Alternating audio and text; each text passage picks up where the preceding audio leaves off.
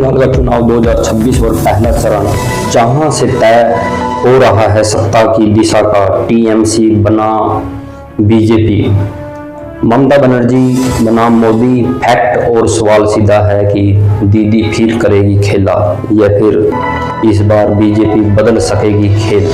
बंगाल की जमीन पर इस वक्त सियासत अपने सबसे हाई वोल्टेज मोड में है।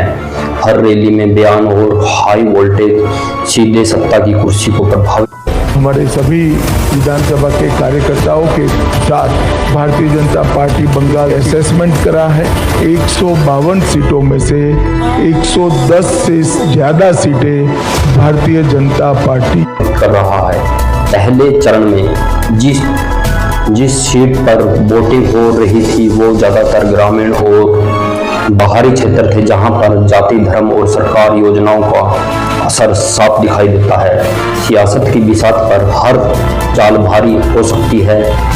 जहां जीत वही पाता है जिसकी तैयारी गहरी होती है। इन सीटों पर परंपरागत रूप से टीएमसी की पकड़ मजबूत रही है, खासकर मुसलमान वोट और बैंक महिलाएं वोटर्स के बीच। लेकिन पिछले चुनाव में बीजेपी के इन इलाकों में सेंध लगातार सबको चौंका दी रही है, जो कि 2026 में इस इलेक्शन में 89.5% वोटिंग हुई। ममता बनर्जी इस चुनाव में पूरी तरह से लोकल बनाने की कोशिश में है और उनका फोकस साफ है कि सरकारी योजनाएं, सीधे लाभ और जनता से जुड़ाव, लक्ष्मी भंडार, कन्या श्री, रूप श्री जैसी योजनाओं के जरिए उन्हें महिलाओं और गरीब वर्ग में मजबूती पकड़ बना रखी है और यही उसका सबसे बड़ा वोट बैंक है।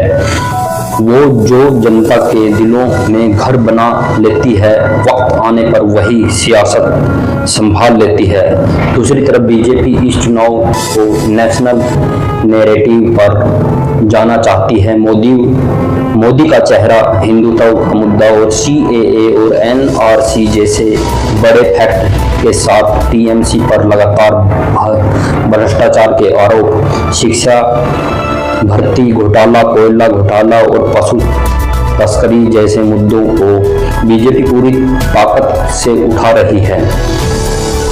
वादों की नहीं, अब हिसाब की बारी है। जो जवाब ना दे पाए उसकी हार तय है।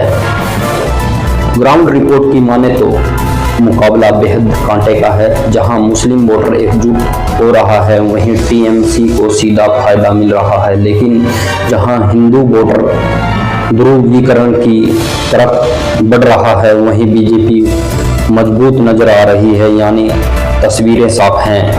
बंगाल इस वक्त दो हिस्सों में बटा हुआ है और यही इस चुनाव को दिलचस्प बना रहा है, जिसमें कि देश में 90% अगर वोट दी हैं 2011 के बाद जब सत्ता परिवर्तन हुआ था, ममता बनर्जी आई थी, उसके बाद अभी यह देखने को मिल रहा है क्या दोनों पार्टियों के बीच में तीसरी पार्टी का किसी का आने का चांस है।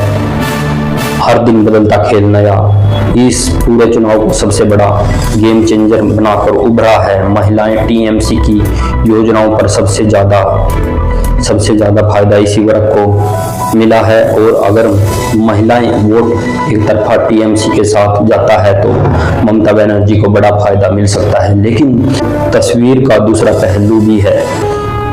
एंटी इकबेसी यानी लंबे समय से सत्ता में रहने के कारण जनता की नाराजगी, स्थायी नेताओं पर भ्रष्टाचार के आरोप और बेरोजगारी जैसे मुद्दे, ये वो फैक्टर हैं जो बीजेपी को मौका दे सकते हैं। लंबे वक्त तक राज संभालने आसान नहीं होता। कभी कभी अपनों ही फैसलों पर हिसाब देना पड़ता है। बीजेपी के सामने सबसे बड़ी चुनौती है स्थायी नेतृत्व। मोदी और शाह की रैलियां भीड़ जरूरी खींचती हैं, लेकिन क्या वो भीड़ वोट बैंक में बदलेगी? यही सबसे बड़ा सवाल है। बंगाल में मजबूत लोकल चेहरों की कमी बीजेपी की रणनीति को थोड़ा कमजोर कर सकती है। दूसरी तरफ टीएमसी के पास जमीनी नेटवर्क है बूथ लेकिन पकड़ है और बंगाल जैसे चुनाव में बूथ मैनेजमेंट ही जीत और हार तय करता है। जब सिर्फ मैदान खासकर ग्रामीण क्षेत्रों में, इसका मतलब साफ है। पहले फेज में टीएमसी को हल्की बढ़त मिल सकती है, लेकिन बीजेपी भी पूरी ताकत के साथ टक्कर दे रही है। खेल अभी बाकी है, कहानी अधूरी है, पहला दौर है, ये असली जंग अभी जरूरी है। अगर वीडियो पसंद आई हो दोस्तों, लाइक करें, कमेंट करें, शेयर करें, चैनल को सब्सक्राइब करें। मिलते हैं किसी अगली वीडियो में, तब तक के लिए जय हिंद।